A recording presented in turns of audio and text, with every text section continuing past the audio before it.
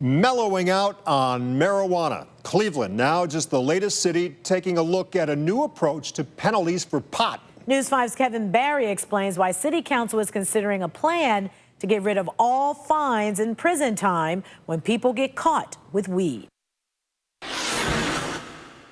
Cleveland is following in the footsteps of a handful of other Ohio cities who have already reduced or eliminated the penalties for having small amounts of marijuana. The city council is considering a new ordinance which would remove any fine or prison time for having less than 200 grams of marijuana. The ACLU says not many people are being put in jail right now for those small marijuana charges, but even small fines that someone can't pay can eventually turn into a warrant for their arrest, creating even more legal problems. That's why Cleveland City Councilman Blaine Griffin says this will be a more just application of the laws to not have any penalties for possessing less than 200 grams of marijuana. The whole goal of this is try to keep people out of the system, to try to promote equity and fairness, because quite frankly, like you said, and we started out earlier, African Americans are 4 times more likely to receive law enforcement or penalties, harsher penalties than their white counterparts. So a lot of this is to try to eliminate the disparities as well. Councilman Griffin says right now that sealing the records for previous marijuana offenses is not part of this ordinance,